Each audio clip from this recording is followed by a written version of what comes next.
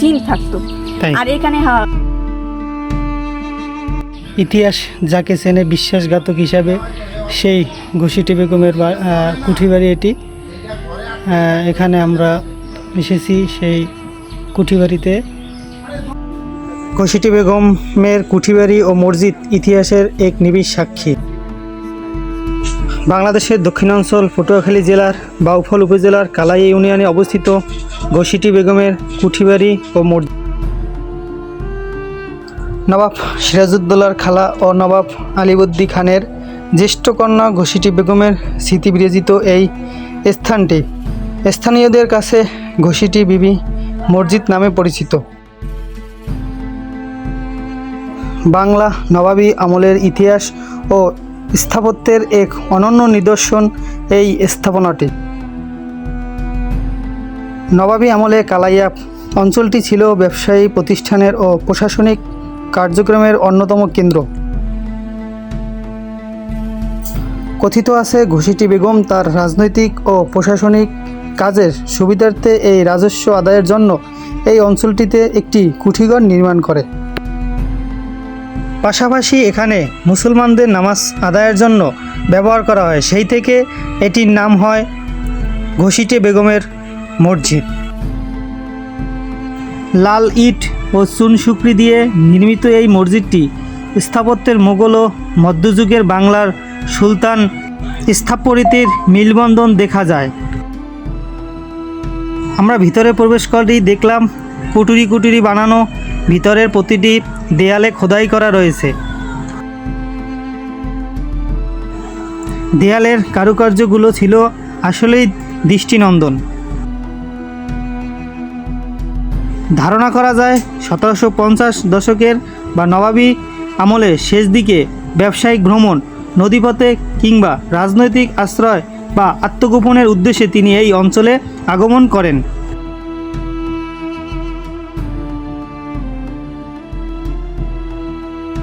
হয়তো ইতিহাস শেষ হয়ে গেছে, কিন্তু সেই স্থাপত্য এখনও দাঁড়িয়ে আছে, যেটি বাংলার মানুষের সবার নাম পরিচিত একটি নাম ঘসিটি বেগম।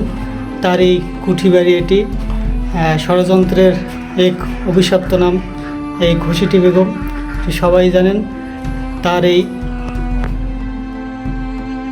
সে সময়ে তেঁতুলিয়া নদীর তীরবর্তী কালাই এলাকাটি আঞ্চলিক বাণিজ্য ও জমিদারদের একটি অন্যতম কেন্দ্র ছিল।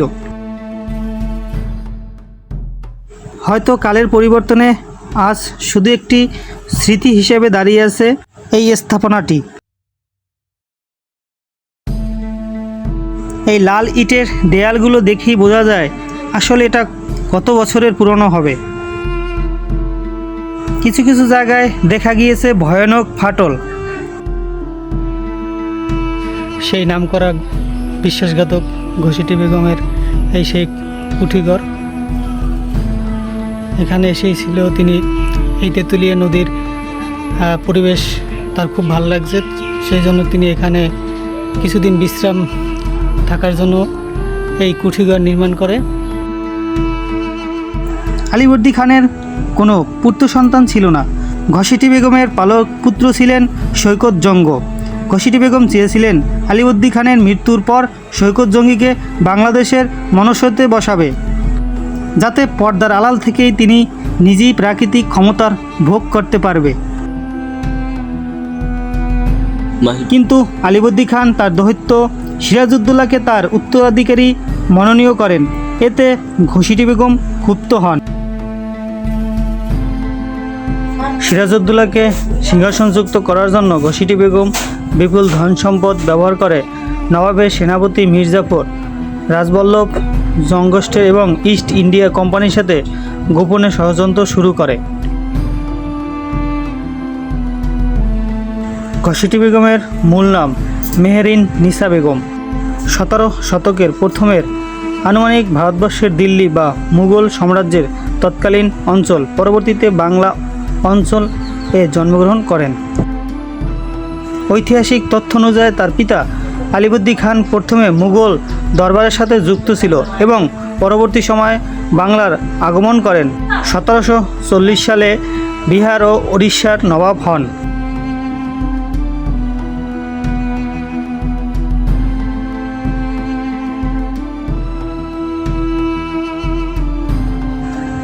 আলিবর্দী খান পরিবারের ও ঘসিটি বেগমের প্রাথমিক জীবনের বড় একটি অংশ মুর্শিদাবাদে। ঢাকার নায়েব নাজিম থাকাকালীন নওয়াজিন বিপুল ধনসম্পদের মালিক হন। তাদের কোনো সন্তান না থাকায় তারা সিরাজউদ্দৌলা ও তার ছোট ভাই ইকরামউদ্দৌলাকে পালক পুত্র হিসাবে গ্রহণ করেন। কিন্তু দুর্ভাগ্যবশত ইকরামউদ্দৌলা অল্প বয়সী বসন্ত রোগে মারা যান। এরপর 1756 সালে নাওজিয়ান মুহাম্মদ মারা গেলে ঘসিটি বেগম বিপুল সম্পত্তি ও ক্ষমতার অধিকারী হন। উপরে রয়েছে একটি মঠ। এটি সাধারণত সৌন্দর্যের কারুকার্য হিসাবে বানানো হয়েছে। এই দেয়ালের প্রতিটি ইটে যেন লেগে রয়েছে ইতিহাসের ছোঁয়া।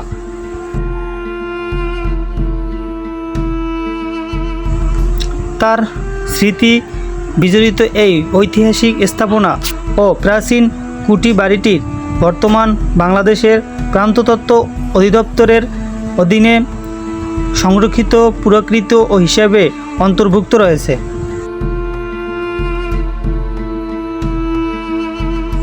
কালের অবর্তনে এবং প্রয়োজনীয় রক্ষণাবেক্ষণের অভাবে ঐতিহাসিক এই স্থানটি তার মূল জৌলস্য হারিয়ে বসেছে।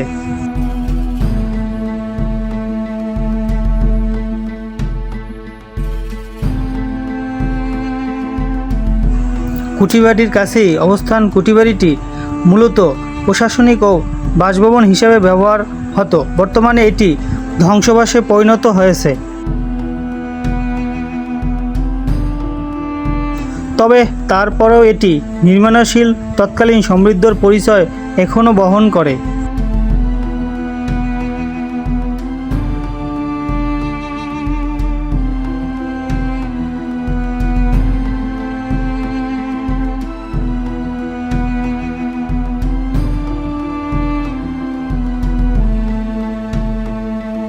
লোকমুখে শোনা যায় এখানে নাকি জিন বাস করত। এটা নাকি জিনেরাই তৈরি করেছে। মানে আমরা এটা সম্পর্কে যতদূর জানছি যে মানে সবার থেকে শুনছি, মানে আমাদের দাদিও তো আছে, তারাও নাকি শুনছে যে তাদেরও তো দাদি আছে, তাদের কাছে শুনছে যে এটা কবে যে বের হয়েছে এইটা মানে কেই বলতে পারে, এটা নাকি মাটির থেকে উঠছে। এটা মাটির থেকে উঠছে, এটা তোমরা জানো? এই যে বেগমের যে ঘসিটি বেগমের যে এটা ওনারা বলেন, এটা আমার দাদি থেকে আমি যতটুকু জানি যে মানে এটা যে উঠছে, ওনারা অনেকেই শুনছে যে এখানে জিন থাকতো। আর এখানে জিনেরা বসবাস করতো। এখানে আগে কোনো মানুষ ঢুকতেও পারতো না। অনেকে মানে মারছে ঠারছে নাকি ওনারা শুনছে। পরে আমার দাদিরও মানে অনেকে শুনছে, তার কারণ দাদিরা তো এখানেই থাকে। আসলে এতটুকুই আমরা জানি যে এটা উঠছে মসজিদ, এখানে জিন থাকতো, এতটুকুই জানি। আসতো না। আর এখানে মানে ওই যে বললেন যে নবাব সিরাজউদ্দৌলার যে থাকে, ওনারা আমরা শুনি না, এটার কথা শুনি না। এখানকার আসল রহস্য হয়তো কেউই জানে না, কিন্তু আসল রহস্য হচ্ছে এটা ঘসিটি বেগমের একটি কুঠিঘর ছিল। পলাশীর যুদ্ধের পর ঘসিটি বেগমের ভাগ্য বদলে যায়। মির্জাফরের নির্দেশে তাকে ঢাকার বুড়িগঙ্গা নদীর পাড়ে কেরানীগঞ্জের জিঞ্জিরা প্রাসাদে বন্দী করা হয়।